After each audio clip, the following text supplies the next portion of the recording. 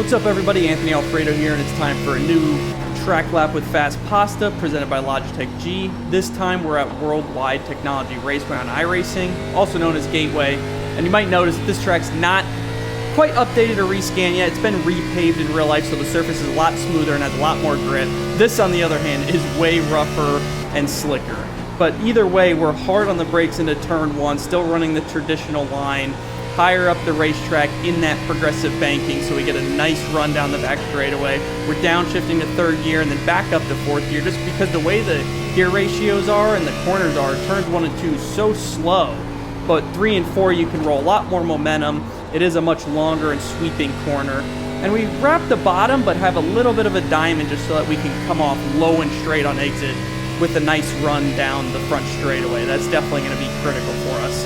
If you are trapped on the bottom in 1 and 2, you'll see how much flatter it is down here. That's why it is optimal to run higher.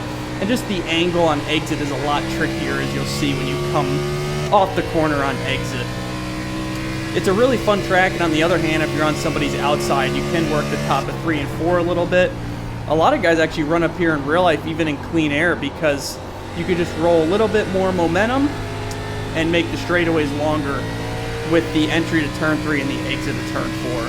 Hopefully these laps help you get a feel for this track, because it is unique, it's very different, and can be a bit daunting if you're new here. It's kind of hard to figure out where you need to be as you run your first laps, and it's even more tricky to race around other cars. But once you figure it out, it's really fun, and I'm looking forward to racing here this weekend in real life.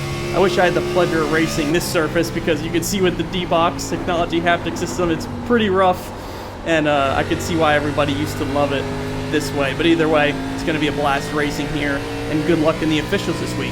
Don't forget to use code AlfredoPro to save on LogitechG.com.